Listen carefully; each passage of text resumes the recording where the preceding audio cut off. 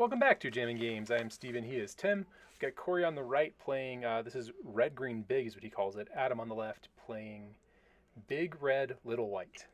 Creative names. Yeah, it looks like, translation is Gruul Vehicles versus Big Red.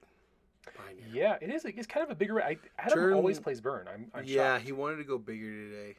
So he had, it looks like from Corey, we had turn 1 layer of the Hydra into the Lovestruck Beast. The lady half of Lovestruck Beast. Yeah, the human. Looks like we have stomping that Eidolon. So Corey's up a ton of cards. Don't know if that matters at all in this matchup. Well, there was one way to dig yourself out of a card advantage hole. It's right there. Fable Yeah. the Mirror Breaker, which is probably the reason to play Big Red in the first place. This deck has always been a little bit weird to me. When Pioneer first came around, it was a weird mix of like 5-mana dragons and Monastery Swiftspear, and it's the same deck now. There's no whatever the dragon And Torbran. is. Yeah. There's just a big high end on a deck that looks like a burn deck, but I guess it just wants to play a little bit of a longer game. Reckless Stormseeker coming in out of Corey. I guess it's just like an aggressive mid-range deck. I guess I'm just wondering what the thinking is. Maybe it's folks want to feel like they have like a deck that can go under control decks, but also can grind like a mid-range deck. Yeah, I'm not sure. It seems good. And Adam is playing 61. No way, really. I know. The 61 Spice shocked. Ball. Shocked by it. Looks like we have the Torbran into the Kumano faces Kakkazan. Good God, what an interaction. Torbran's kind of a crazy card. Torbran it's a lot of people really hyped for the new Drivnod or not Drivnod, Sulfim or whatever the red Dominus is. And then someone's like, isn't that just a worse Torbran? Yeah. Maybe it is.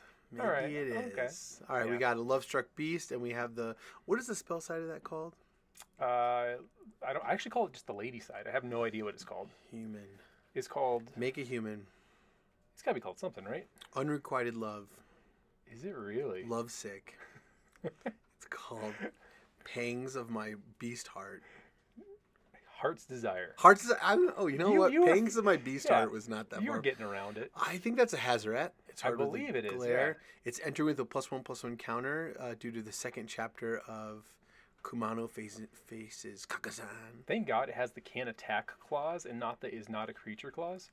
Yeah. Because the rulings around the Theros gods just make me sleepy. I hate them. There's so many nuances to like, well, is it a god? Can you green sun for it? I don't know, man. I'm sorry. Can I Coco for it? Yeah. Coco into it? Big attack coming out of Adam here. Getting some trades off, but yep. He's explaining Torbran. Yeah, Torbran's easy to forget. Mm-hmm. Yeah. Also, what's his name? Hazoret discards for 4 damage, which is just outstanding.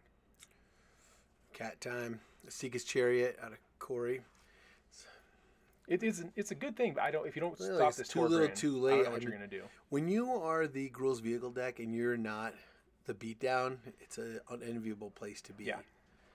And I feel just like the deck with the Fables is going to outgrind the other.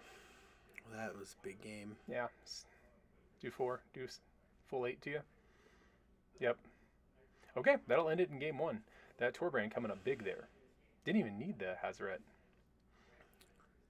Adam looking at a hand of, it looks like a lot of Eidolon of the Great Revels. That's kind of a weird trap in these matchups. Because if you get them down too fast, you're going to die. Sure. And if there is one deck that can go larger and kind of invalidate it and then trap you under your own spells, it would be the Gruul Vehicles deck.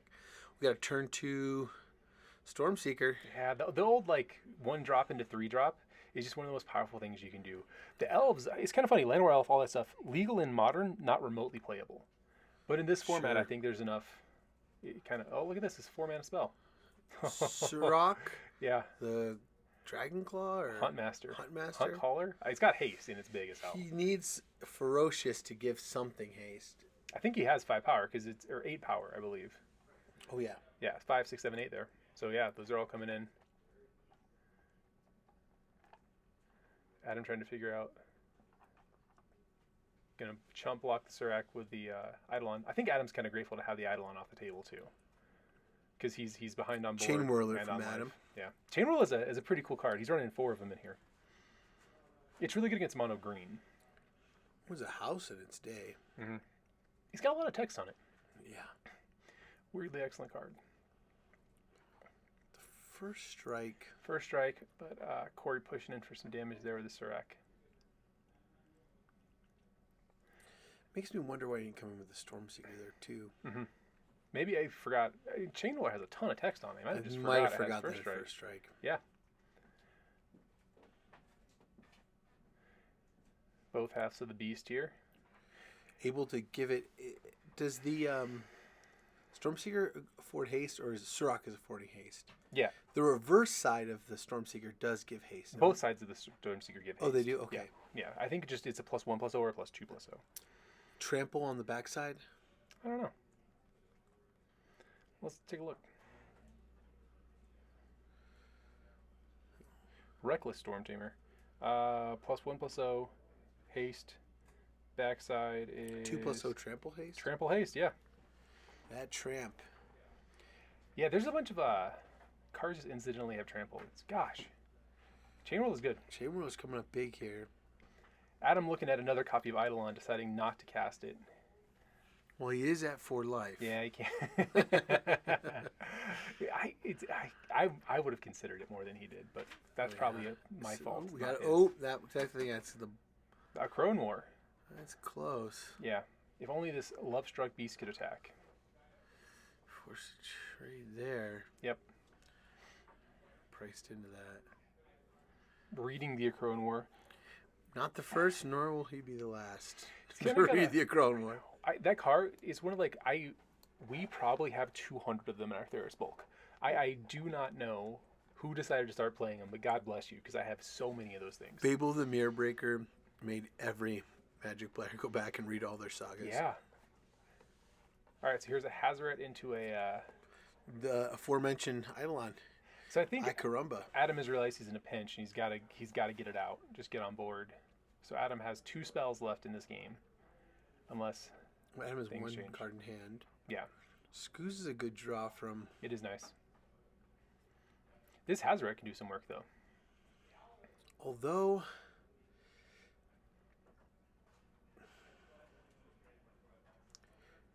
Adam will lose that Eidolon next turn because of the 3rd chapter of the Crone War. Oh, because he has to attack with it. The Crone War is such a mess to play around. Yes. Oh, so I guess that's why Adam cast the Eidolon.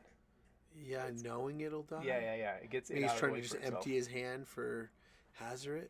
Yeah, the problem is that Kari, I believe, has lethal on the backswing. Oh yeah. I guess Kari still doesn't have a 1/1. Yep. Turns out a spell attached to a 3-mana 5/5 just isn't all upside. It can block, which I think some people forget. It does lead to blowout situations. Yep. I think people forget that it can block even without the 1/1. I don't like it in mono green. Mono green plays Love-Struck Beast, and I just feel like that's not what you want out of your deck. It's not the right card. Mono green's a combo deck. Yeah. There's even one with Bloated Contaminator.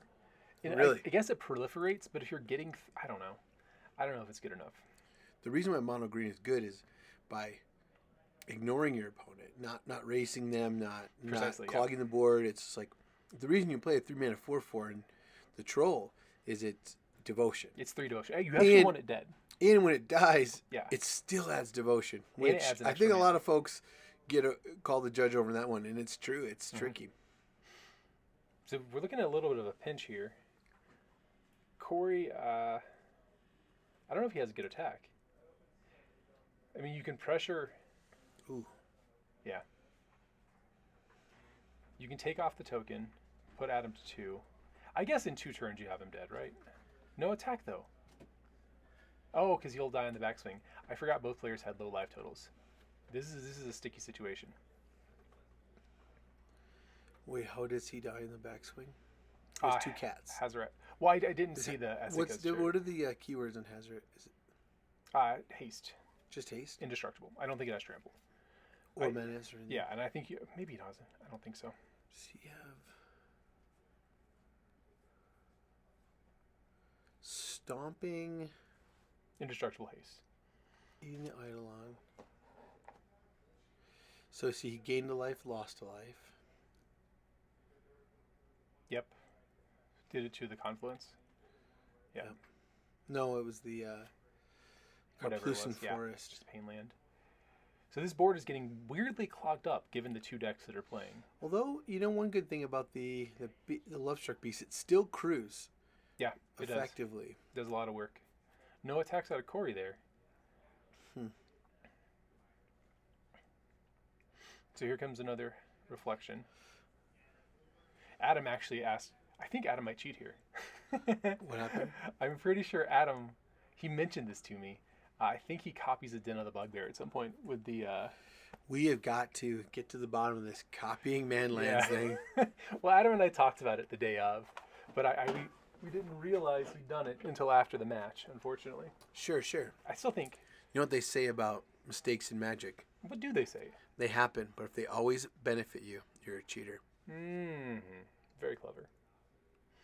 I've made some pretty bad mistakes. When Wyatt and I started playing on camera, we realized we just didn't know what cards did. Like you know about what a card does, but there's so much little things you don't see. Oh, sure.